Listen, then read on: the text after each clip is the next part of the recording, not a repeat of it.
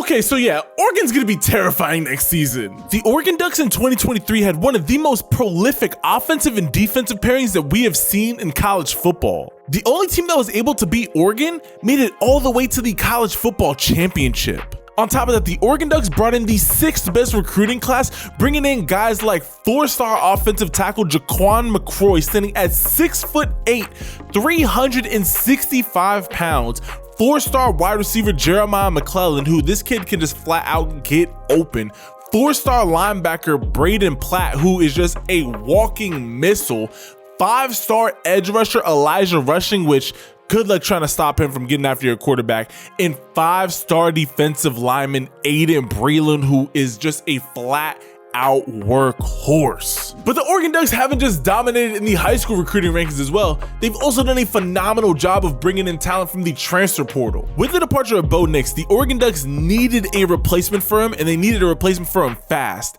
Oh, and they went out there and found his replacement. The Oregon Ducks are bringing in talented Oklahoma quarterback Dillon Gabriel over, who's gonna look to be the immediate plug-and-play QB1 for one season. But what's more impressive, they're bringing in former 5-star quarterback Dante Moore, who originally was committed to the Oregon Ducks, ended up flipping last minute to UCLA, and then just a year later, they get him back on campus. But what Oregon just did in the transfer portal is bigger than all of that. The Oregon Ducks just landed the 2nd best player available in the transfer portal and the #1 wide receiver in college football, Evan Stewart. Coming out of high school, Evan Stewart was the unanimous #1 wide receiver in the country, the 2nd best player in Texas, and the 6th best recruit in the class of 2022. And during his 2 years in college football, he's shown that he could be a highly productive wide receiver.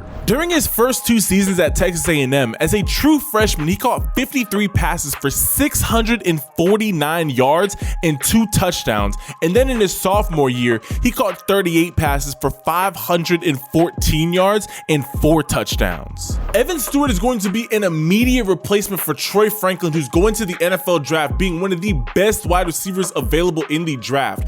Bringing in a guy like Evan Stewart, plus all the amazing talent that you already have in that wide receiver room, is going to make Oregon have one of the deepest wide receiver rooms in college football. I mean, the Ducks are bringing in Evan Stewart and Jeremiah McClellan, who was a former Ohio State commit. And then on top of that, they also brought in the 2nd best wide receiver in the country last year in 5-star recruit Jerion Dickey. And now while Oregon's bringing in all these pieces, and that's great, the biggest piece that they kept was their head coach. With the recent retiring of Nick Saban, there were heavy rumors that Dan Lanning was be a #1 candidate to become Alabama's next head coach. But here's what he had to say on the matter. Dan Lanning said, "I think I've been really clear here since day one. Everything I want exists right here. I'm not going anywhere. There's 0 chance that I would be coaching somewhere else. I've got unfinished business here. There's a lot that I want to accomplish here at Oregon. Oregon gave me an opportunity that no one else gave me to start there. They saw something in me that not necessarily anybody else saw. Beyond that, there was an opportunity at this place to do some things that I thought I had everything in front of me as far as accomplishing the goals I want to accomplish." When you work with an administration like ours, a guy like Rob Mullins, you see the alignment with the university of the things you want to accomplish. All of those things exist at Oregon. Innovation. College football is changing so fast, and Oregon is willing to be on the cutting edge when it comes to that.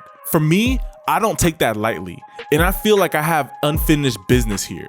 There's a lot I want to accomplish here. Then, maybe more importantly than any of that, my kids, right? So not only is Oregon keeping their superstar head coach, but they're also bringing in a top 10 recruiting class in the class of 2024. They landed the #2 available prospect in the transfer portal, and they have their quarterback for this year and the future already locked up. Oregon is in great hands right now. All my Oregon Duck fans, I want to hear from y'all. What are your guys' thoughts on just the amazing moves that Oregon has been making? Comment your thoughts down below. Leave this video a like and hit that subscribe button and turn on your notifications. We are dropping videos daily, keeping you up to date with everything that's going on in college football. And with all that being said, I love and appreciate each and every single one of y'all. If nobody has told you this today, you matter and you just have a bigger impact on this world than you will ever understand. Know that if you're going through anything, you can always call upon Jesus, and he is right there, always going through whatever you're going through. He's always right there. Always remember that. Always know that you're never going through this world alone, and that you always have your Savior who just is right there next to you, going through everything with you. Love and appreciate all y'all. Hope that you have a super blessed rest of your day, and I will catch you guys in the next video. Ciao.